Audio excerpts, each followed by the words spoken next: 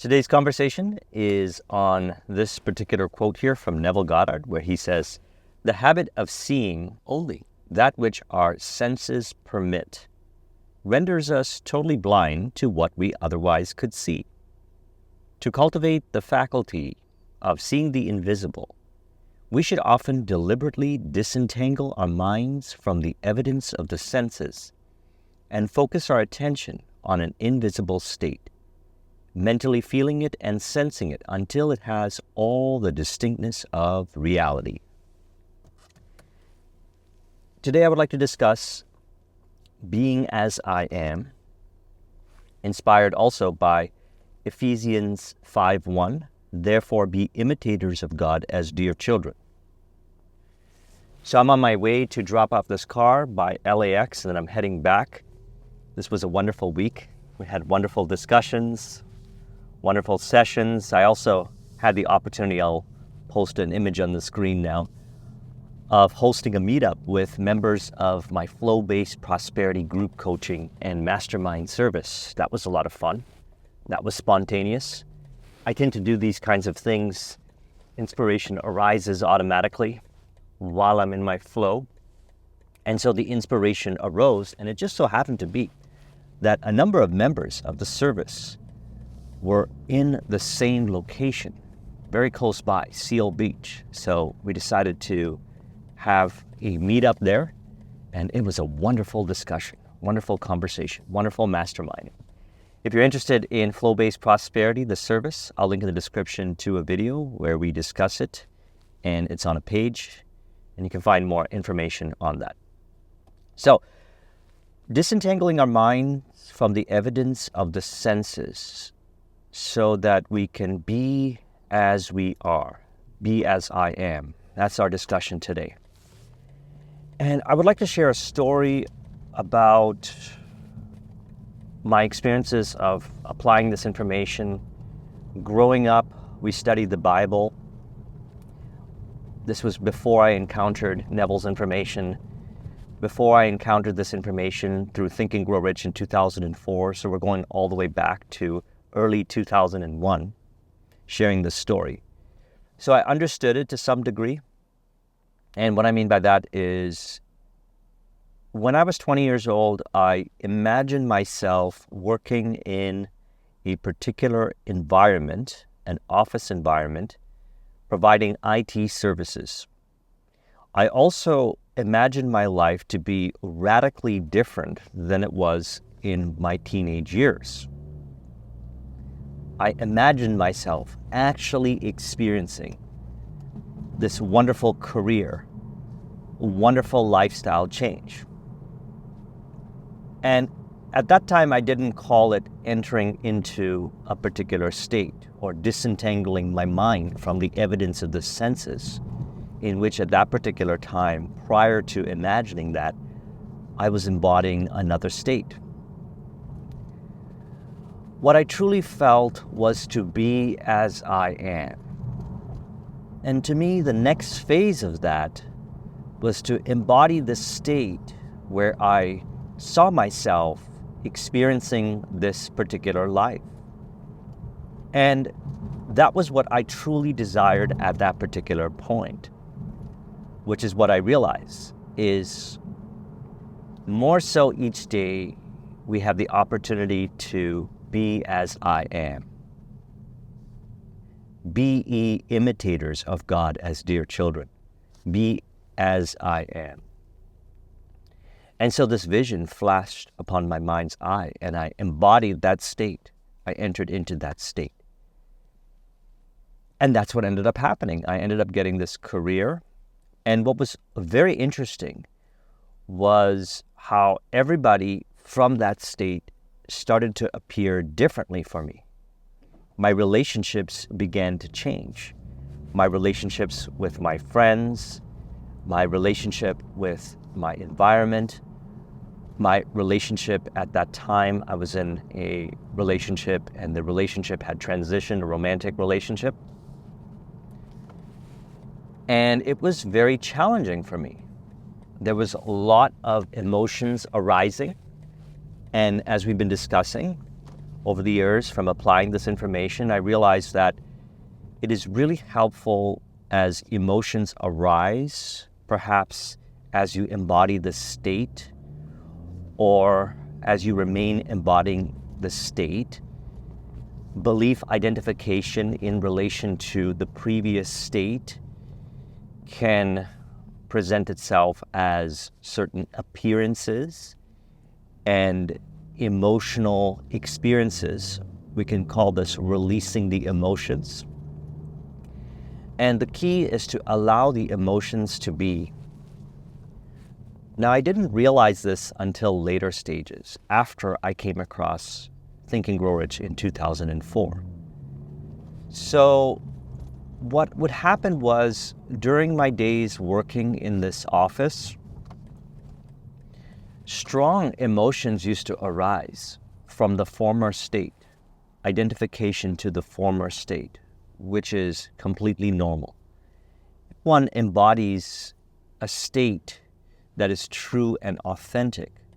They are also releasing identification to appearances of the past. Past belief identification is also being released. And while it is easier for me now to embody the state of being as I am, love, happiness, peace, bliss, fulfillment, it was more challenging back then because I was identified with appearances. For example, what I mean by that is this world that appears here, made visible from imagination through the five senses, is the world of appearances. You transcend appearances. You exist beyond appearances. What I mean by that is who you truly are witnesses the appearances. You also witness the mental phenomena in mind. You also observe your emotions. And if the individual is identified with appearances to the degree where they try to hold on to the appearances, they might forget that what appears is rearranging to reflect the state. That is what's occurring in the world of appearances. So what would happen was strong emotions would arise, and nothing wrong with that. And what I would do is 4 or 5 times a day, and I shared this in our meetup for the first time, is I would go to the bathroom and I would cry. Strong emotions 4 or 5 times, sometimes 6, maybe even more, a day. During work, I would go to the bathroom and cry to release these emotions. And I would feel better afterwards, and then I would go back to work and I would easily be able to embody the state desired and experience reality from that state. It was easier. If I had suppressed or repressed the emotions, then it could be experienced as trying really hard to maintain that state while I was relating with everyone in the workplace, performing the various initiatives, etc. Now, one of the reasons why I believe, from my personal experience, that it was a lot more challenging to release the emotions, although I was still doing that in the earlier stages, was I was identifying with the emotions. And more accurately put, I was identifying with the appearances. I didn't want the appearances to change. Particular appearances, I didn't want them to change, which is interesting because I truly desired them to change. Yet there was belief identification, beliefs identified in the subconscious mind that were generating me wanting to hold on to certain appearances. Even though deep down inside, I knew that by releasing those identifications, by releasing them, it would allow everything to change in a harmonious way to reflect my state. In other words, you could say I was identifying with a former state. And since a state is a body of beliefs, I would say that I was identifying with particular beliefs from the former state. It wasn't all the beliefs from the former state, but it was some beliefs from the former state. Now, having realized this over the years, whenever I embody a new state, which is true to how I am, love, happiness, peace, bliss, fulfillment, because I found that any vision that I've had, any definite chief aim that I had, a vision, is symbolic to being as I am. It is a symbolic representation of love, happiness, peace, bliss, fulfillment. And these symbolic representations are, let's say, how the individual truly desires to experience life. And by disentangling our mind from the evidence of the senses and entering into a new state, we can then experience reality from that state. And if strong emotions arise, what I've learned is by observing the emotions without identifying with them, we can allow the emotions to be released. And so emotions are not a problem. So as I started to practice this more so over the years, releasing the emotions by observing them, acknowledging that I transcend the emotions just as I transcend the thoughts. I transcend the behaviors. I transcend the thoughts. I transcend the environment. I transcend the emotions. I transcend the appearances. Knowing that I am beyond identification to the appearances and experiences. By being as I am, I and the Father are one. We allow the changes to occur as we allow the emotions to release. Now, we get better at doing this with practice, as we've been emphasizing in our recent conversations. You get better at doing this with practice. I believe that it is our natural ability to imagine ourselves ideally from the state desired. I believe that is our natural ability.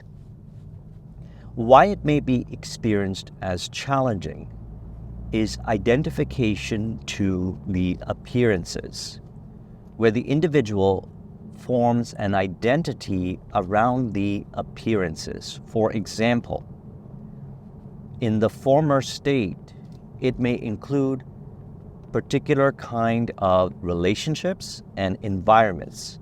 When they enter into a new state, part of that new state is a change of appearances in the relationship and the environments.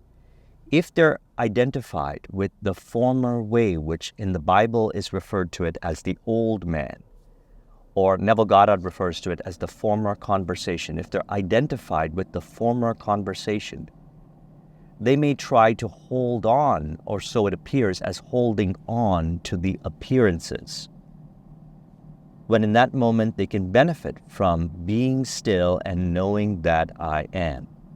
Love, happiness, peace, bliss, fulfillment. Capture that feeling now.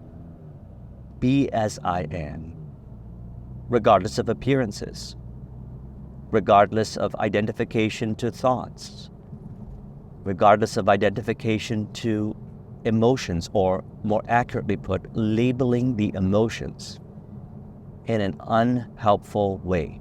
Perhaps one could shame themselves or condemn themselves because maybe they say to themselves that they should not experience emotions, or experience emotions the way they label, because it means that they are not loved.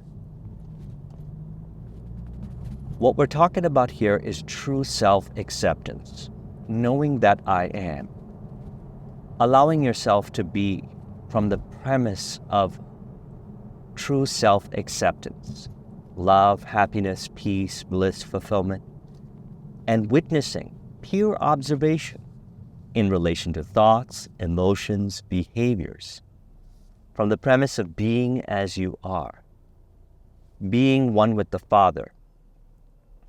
And then we allow the emotions to release. We allow the appearances to rearrange as everything is rearranging to reflect your state, your ideal state of consciousness.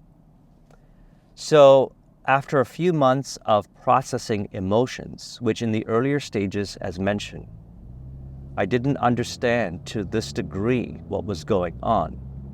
I was still, during the emotional release, holding on to past beliefs, which resulted in the emotional release to be experienced as more challenging. Now, having actualized that vision, mind also became purified from the former beliefs.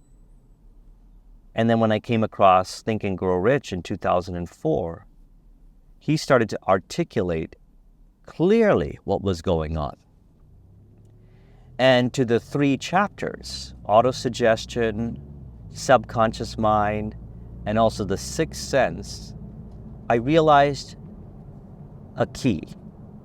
And the key was, all I truly desire is to be as I am. I'm going to say this very precisely to articulate the point. All you truly desire is to be as you are. All I truly desire is to be as I am. Capture that feeling of being as I am now. Capture the feeling of truth. Go all the way till the end. Capture the feeling of truth. You may know what it looks like in your imagination, such as how I did. Then later on, the next vision arose, which was to get out of $50,000 debt through Think and Grow Rich. Then the next vision, to move up in my corporate career. Then after that, leave my corporate career, start my IT business, grow that to success, which I did from 2009 to 13. Then 2013, I started this channel while also moving into consulting, grew my consulting practice onto success. And each one of these commitments to my vision were symbols of being as I am. And it's okay if in the earlier stages emotions arise. Practice emotional release, allowing the emotions to be. This allows you to then acknowledge that you are transcendent to the emotions, the thoughts, the behaviors, the appearances, which we call being still. So you are already still, truly. Be still and know that I am. And then you find that it's easier to embody the state desired. And it's a wonderful practice. You can practice this anywhere that you are. Anytime an appearance shows up, which it triggers a belief within the subconscious mind, I realize that I transcend that belief. I allow the emotions to be, I allow the thoughts to be, like we spoke about in our 7-Day Mental Diet by Emmett Fox video. I allow the appearances to be. I'm not attached to, I'm not identified with this world of appearances. I know with certainty that some way, somehow, my vision will be actualized, because I've already accepted it as done, and I'm living from that premise, and the world appears to rearrange to reflect that vision. So it's a good practice, as he said, to often deliberately disentangle our minds from the evidence of the senses. A great way to do this is by being still, as articulated in the Bible. Being still. Practicing stillness, regardless of appearances. If something appears to deny your vision, acknowledge that nothing actually is appearing to deny your vision. Nothing appears to deny your vision. We can only interpret or imagine it to be a form of denial of the vision. You exist beyond denial. Who you truly are is beyond denial. I'm one with the experience. Life experiences. I experience life. I am the one who experiences life. You are the one who experiences life. We experience life in and as life experiences, the outer appearances of life.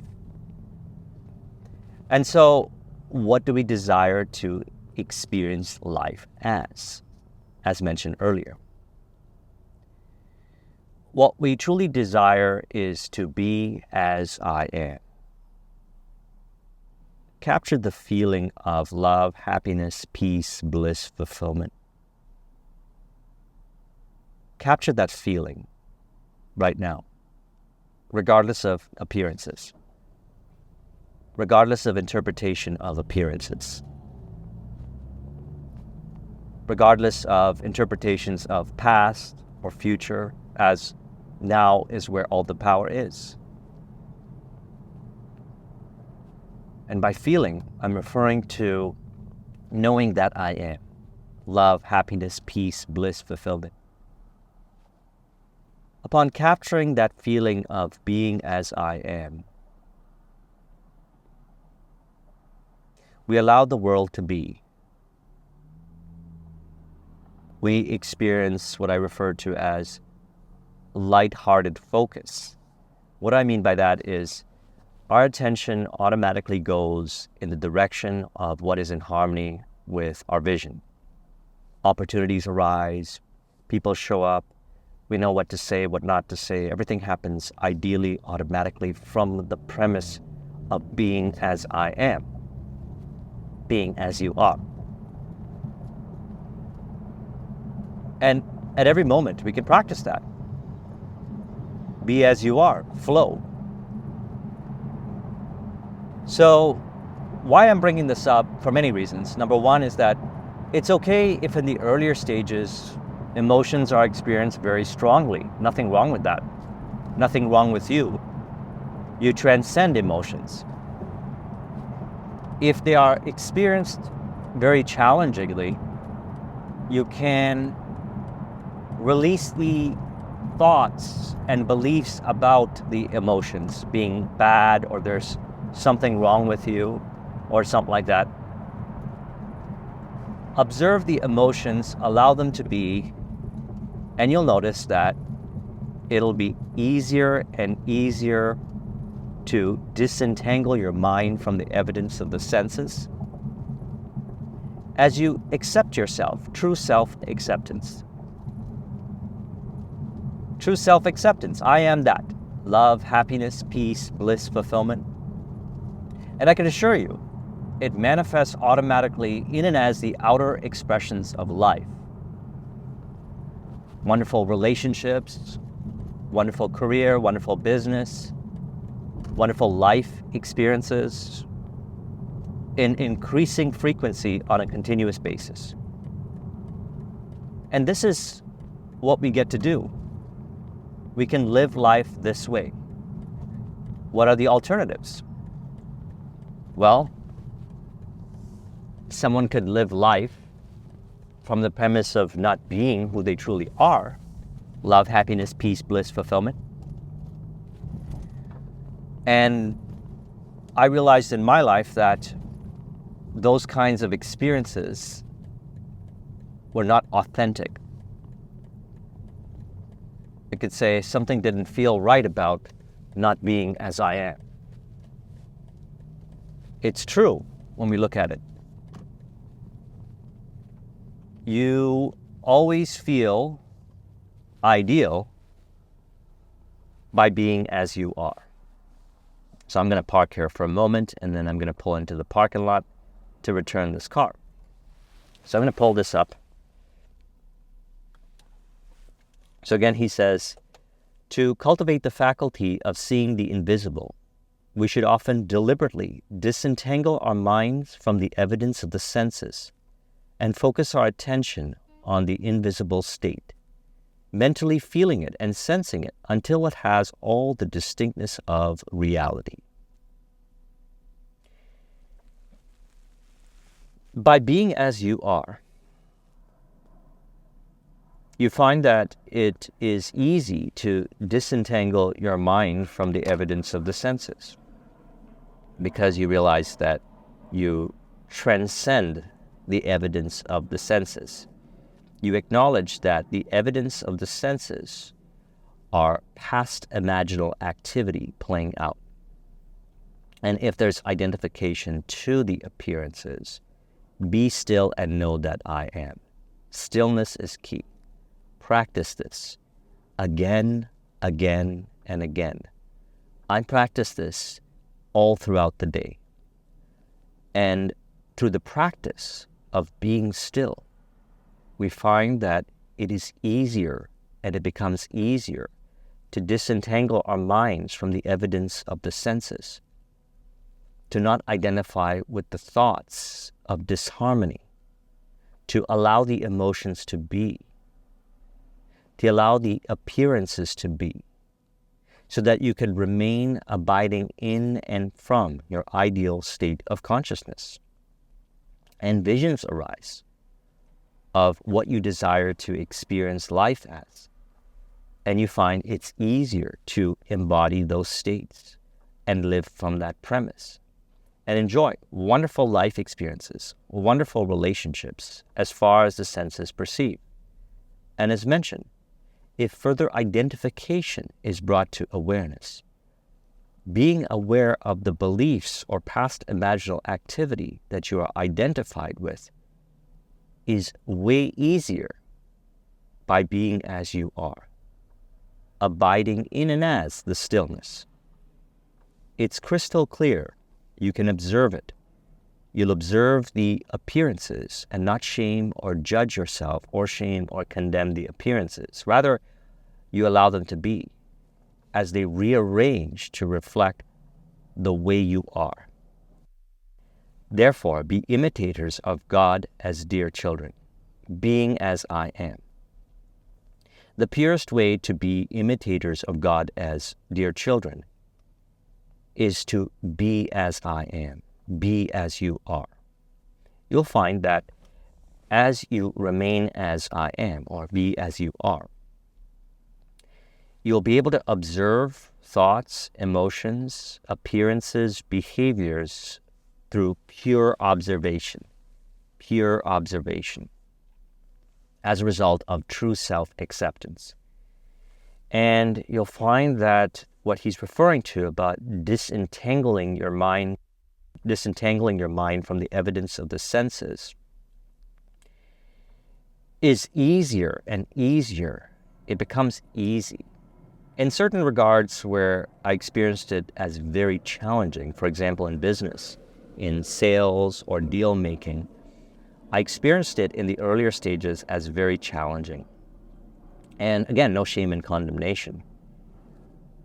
What I found is that what was resulting in experiences of it being very challenging was identification to particular beliefs in mind, in which I was attached to appearances. The way it appeared was attachment to appearances. So identification to former imaginal activity in relation to appearances was appearing as attachment to appearances.